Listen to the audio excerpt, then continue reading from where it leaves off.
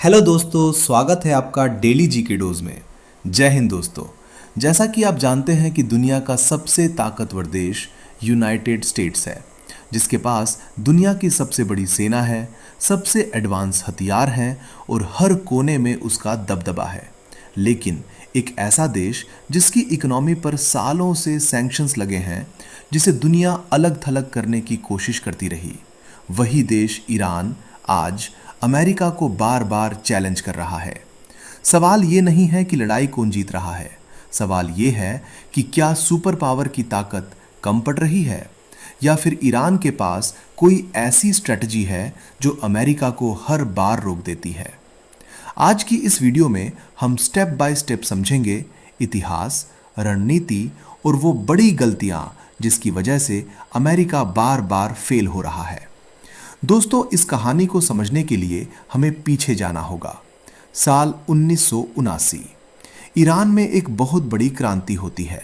इस क्रांति के बाद एक प्रो अमेरिका सरकार गिर जाती है और एक नई सरकार आती है, और इस सरकार के मुखिया होते हैं supreme leader Ayatollah Ruhollah Khomeini, जो ओपनली अमेरिका के खिलाफ होती है। इसी दौरान तेहरान में अमेरिकी एम्बेसी पर हमला होता है और 52 अमेरिकी नागरिकों को बंधक बना लिया जाता है। ये घटना सिर्फ एक हमला नहीं थी, वो तो ये एक संदेश था कि अब ईरान अमेरिका के दबाव में नहीं रहेगा। और यहीं से शुरू हुई दुनिया की सबसे खतरनाक राइवलरीज में से एक। अब सवाल आता है, जब अमेरिका इतना ताकतवर है तो वो ईरान को खत्म क्यों नहीं कर देता? जवाब है, क्योंकि ये सीधी लड़ाई नहीं है। अमेरिका ट्रेडिशनल वॉर लड़ता है, लेकिन ईरान एसिमेट्रिक वॉरफेयर खेलता है। मतलब ईरान सीधे नहीं टकराता, वो इनडायरेक्ट तरीके अपनाता है।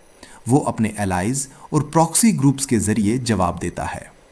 मिडिल ईस्ट में कई ऐसे ग्रुप्स हैं जो ईरान के इन्फ्लुएंस में माने जाते हैं, और जब भी अमेरिका दबाव बनाता है तो जवाब सिर्फ एक जगह से नहीं आता, कई जगहों से एक साथ आता है।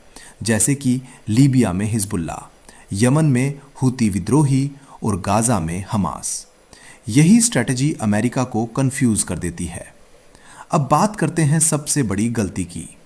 अमेरिका ने हमेशा सोचा सैंक्शंस लगाओ, इकोनॉमी तोड़ दो, ईरान झुक जाएगा। लेकिन हुआ उल्टा। ईरान झुका नहीं, बल्कि उसने खुद को अडेप्ट कर लिया।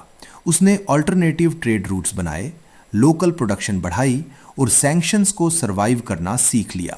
और सबसे बड़ी बात, ईरान ने पेशेंस रखा, जबकि अमेरिका जल्दी रिजल्ट चाहता था, और यही बन गया गेम का टर्निंग पॉइंट। अब बात करते हैं आज की। हाल के समय में अमेरिका और उसके एलाइज ने ईरान पर प्रेशर और बढ़ाया, नेवल प्रेजेंस बढ़ाई, सैंक्शंस और कड़े किए, डिप्लोमेटिक प्रेशर डाला। लेकिन ईरान ने भी जवाब दिया। Missile tests, strategic moves, oil routes पर इन्फ्लुएंस, और सबसे बड़ा डर, अगर ये कॉन्फ्लिक्ट बढ़ा तो पूरा मिडिल ईस्ट युद्ध में बदल सकता है। अब सीधा सवाल, क्या अमेरिका हार रहा है?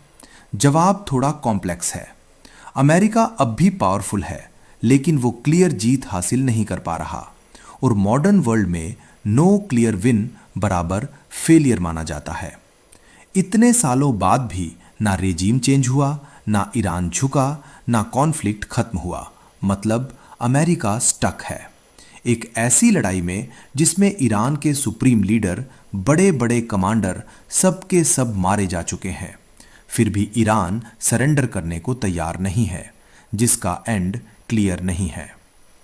ईरान की सबसे बड़ी ताकत क्या है? उसकी मिलिट्री नहीं, उसका माइंडसेट है। सोच, इनडायरेक्ट स्ट्रेटजी, रीजनल इन्फ्लुएंस। वो सीधा नहीं लड़ता, लेकिन हर मूव सोच समझकर करता है, और यही चीज उसे अमेरिका के सामने टिकाए रखती है। तो दोस्तों, क्या ये लड़ाई कभी खत्म होगी या ये टेंशन ऐसे ही बढ़ता रहेगा? और सबसे बड़ा सवाल, क्या दुनिया एक बड़े युद्ध की तरफ बढ़ रही है? अपनी राय कमेंट में जरूर बताओ। लाइक करो, शेयर करो, सब्सक्राइब करना मत भूलो। जय